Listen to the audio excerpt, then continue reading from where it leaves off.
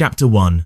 The Sound That Should Never Be Heard. Welcome back. Tonight, we're going to talk about something that has haunted humanity for centuries across every culture, every country, every generation. It's a fear so primal, so universally terrifying that it has its own name.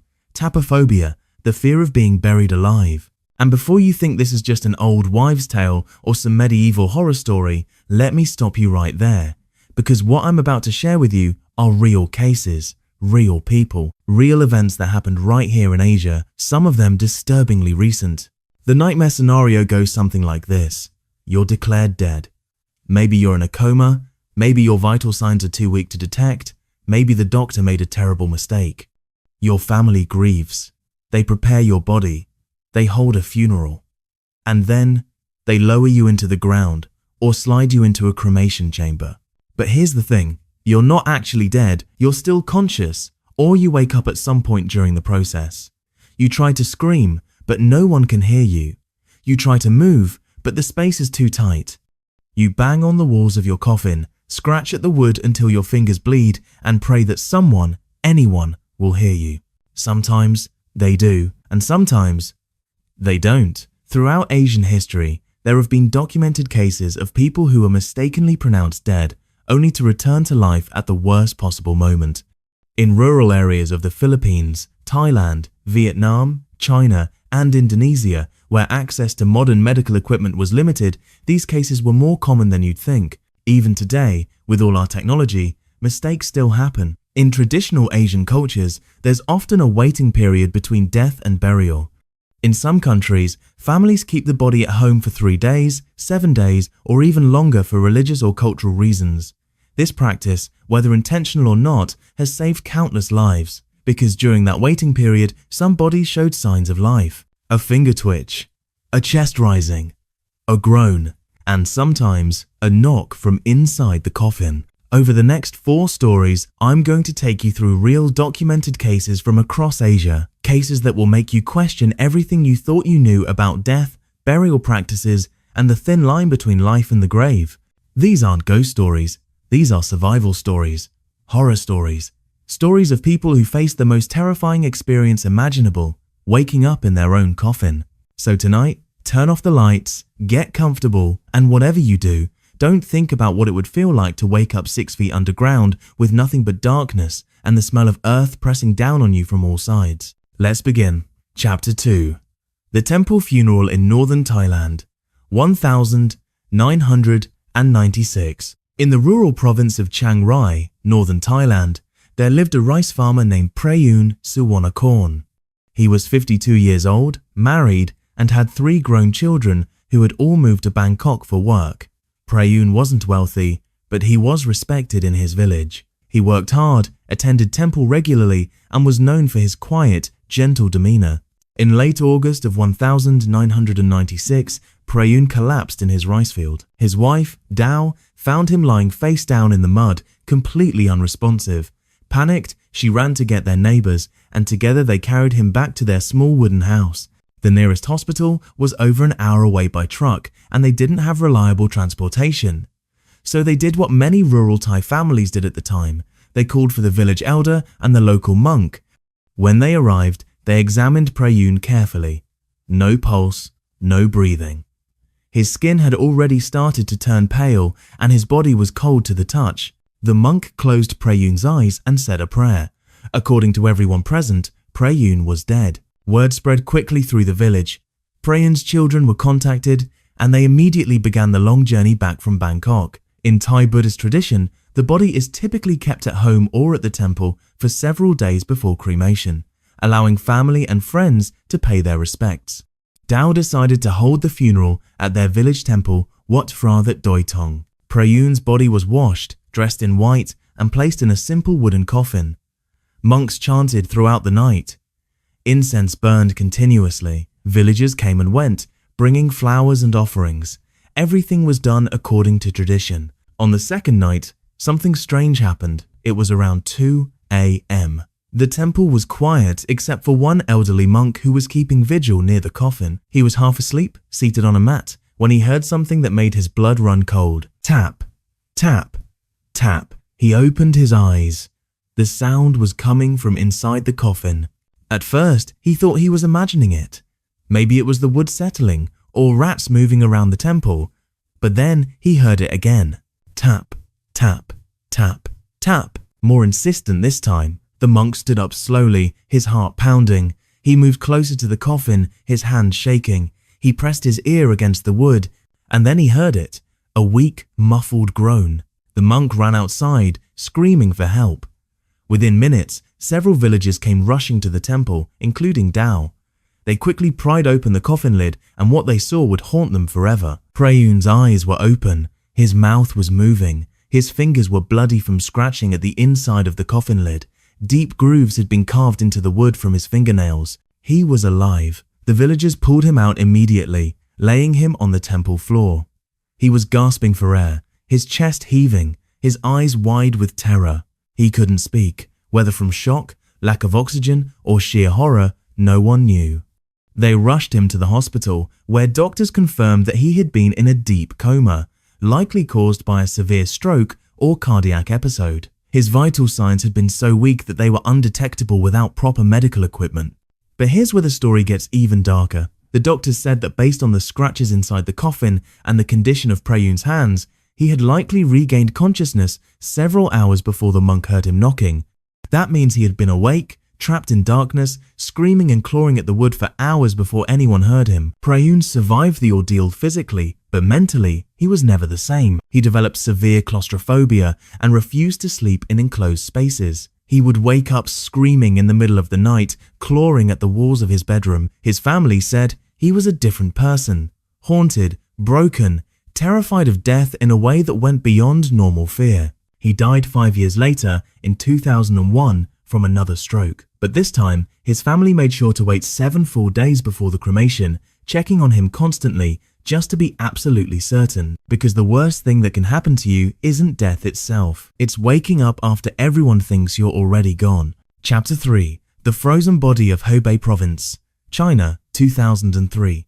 In rural China, particularly in the northern provinces where winters are brutally cold, there's an old saying, 冬天不死人, winter doesn't let people die easily. It means that in freezing temperatures, the body shuts down in ways that can mimic death so closely that even experienced doctors can be fooled. In January 2003, in a small village outside of Shijiazhuang, Hebei Province, a 6-7-year-old woman named Liu Fenying went missing during a heavy snowstorm.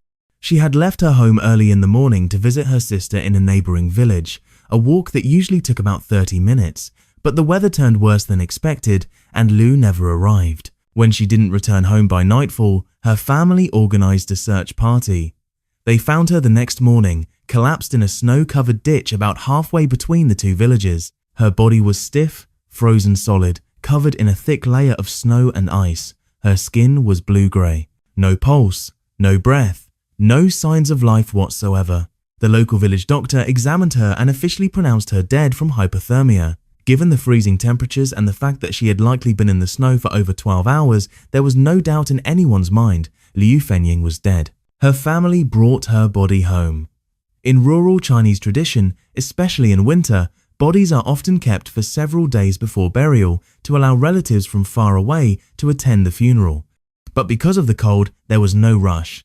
The body would be naturally preserved by the freezing temperature. They laid Liu Fenying on a wooden board in their unheated storage room, covered her with a white cloth, and began making funeral arrangements. 3 days passed. On the third evening, Liu's daughter-in-law went into the storage room to place some joss paper and offerings near the body. As she approached, she noticed something strange. The white cloth covering Liu's face was moving. Not just settling or shifting from air currents, it was rising and falling ever so slightly, like breathing. The daughter-in-law screamed and ran to get the rest of the family. When they returned and pulled back the cloth, they saw Liu's chest moving. Weak, shallow breaths, but definitely breathing. Her eyelids fluttered, her fingers twitched. They immediately carried her to the main house, wrapped her in blankets, and started warming her body gradually. Within an hour, Liu's eyes opened. She was conscious, confused, weak, but alive. The family rushed her to the county hospital, where doctors performed a thorough examination. The diagnosis shocked everyone. Liu had entered a state of extreme hypothermia that caused her body to shut down to such a degree that all vital signs became undetectable. Her heart rate had slowed to less than 10 beats per minute. Her breathing was so shallow that it couldn't be detected without specialized equipment. Her body had essentially entered a form of suspended animation, a survival mechanism in response to extreme cold. The village doctor hadn't made a mistake in his examination. He simply didn't have the medical equipment necessary to detect signs of life that week. But here's what still haunts Liu's family to this day. After Liu recovered enough to speak, she described what she experienced during those 3 days. She said she was aware of everything. She heard her family crying over her body. She heard them discussing funeral arrangements. She felt them washing her body and dressing her in burial clothes. She felt them carrying her to the cold storage room. And she couldn't move, couldn't speak, couldn't scream. She said the worst part wasn't the cold or the fear of dying. It was listening to her own funeral being planned while she was still conscious, hearing her grandchildren sob, hearing her husband's voice break as he talked about their life together in the past tense. She tried desperately to move, to make any sound, to show any sign of life, but her body wouldn't respond. It was like being trapped inside a frozen corpse, fully aware but completely helpless. Liu said she had almost given up, accepted that she would remain trapped in this living death forever, when suddenly she felt warmth returning to her body. The room must have gotten slightly warmer, or her body's core temperature had risen just enough to allow minimal movement. She focused all her energy on breathing, just breathing, hoping someone would notice. And miraculously, someone did. Liu Fenying lived for another 9 years after this incident. She died peacefully in her sleep in 2012, surrounded by family. But she made her children promise her one thing. No matter what any doctor said, no matter how certain they were, they had to wait at least 10 full days before her burial, because she never wanted to take the chance of waking up in a coffin again. And honestly, can you blame her? Chapter 4. The Hospital Morgue in Jakarta, Indonesia, 2014. By 2014, you'd think that with all our modern medical technology, cases of people being mistakenly pronounced dead would be virtually impossible. Heart monitors, brain activity scans, advanced diagnostic equipment, surely we've moved past the horrors of premature burial, right? Wrong. In August 2014, at a public hospital in East Jakarta, Indonesia, a 31-year-old man named Yoga Pranata was brought into the emergency room after a severe motorcycle accident. He had been hit by a truck while riding home from work, and the impact had been devastating. Multiple broken bones, severe head trauma, massive internal bleeding. The emergency room doctors worked on him for over 2 hours, but his injuries were too severe. His heart stopped. They attempted resuscitation multiple times, but there was no response. After consulting with senior physicians and checking all vital signs, they officially pronounced Yoga dead at 11:47 p.m. Following standard hospital protocol, Yoga's body was transferred to the morgue in the basement of the hospital. His family was notified and they arrived shortly after midnight. Devastated, they were taken to a private viewing room where they could see Yoga's body one last time before making arrangements for the funeral. Now, here's something most people don't know about hospital morgues. Bodies aren't immediately embalmed or processed, especially in busy public hospitals in developing countries. They're simply placed in refrigerated storage units, essentially large drawers or chambers, until the family makes arrangements for collection. The temperature is kept between 2 to 4 degrees Celsius, cold enough to slow decomposition but not freezing. Yoga's body was placed in drawer number 7 inches, the morgue at approximately 12:15 a.m. At 4:30 a.m., a morgue attendant named Andy was doing his routine rounds, checking temperatures and logging information. The morgue was quiet. It was a Saturday morning, and he was alone in the facility. As he walked past the refrigeration units, he heard something that made him stop dead in his tracks. A muffled banging sound coming from inside drawer number 7. Andy stood frozen, his clipboard clattering to the floor. The banging continued, irregular, weak, but definitely real. He later described it as the most terrifying sound he'd ever heard in his 15 years of working in the morgue. He ran to the intercom and called for security and medical staff. Within minutes, several people came rushing down to the morgue. They gathered around drawer number 7, where the banging had gotten slightly louder. With shaking hands, Andy pulled open the drawer. Yoga's body was moving.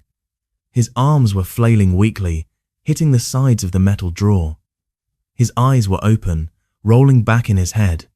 His mouth was moving, trying to form words. Blood was smeared on the inside of the drawer from his hands. He had been pounding on the metal for who knows how long. The medical team immediately pulled him out and rushed him back to the emergency room. Doctors were baffled. According to every test they had performed 4 hours earlier, Yoga was clinically dead. No heartbeat, no brain activity, no breathing, no response to any stimulation. But somehow, he had come back. After days of testing and consultation with specialists, the doctors concluded that Yoga had likely experienced what's called Lazarus syndrome, an extremely rare phenomenon where spontaneous return of circulation occurs after failed cardiopulmonary resuscitation. Essentially, after his heart stopped and resuscitation attempts ended, his heart had somehow started beating again on its own, anywhere from minutes to hours later. The cold temperature in the morgue had actually helped preserve his brain function during this period of apparent death. But here's what makes this case truly horrifying. After Yoga recovered enough to communicate, he told doctors and his family what he experienced. He said he was conscious the entire time. He remembered the doctors pronouncing him dead. He remembered being moved on a gurney. He felt them zip him into the body bag. He felt the cold air of the morgue when they brought him in. And he felt them slide him into that freezing metal drawer and close it.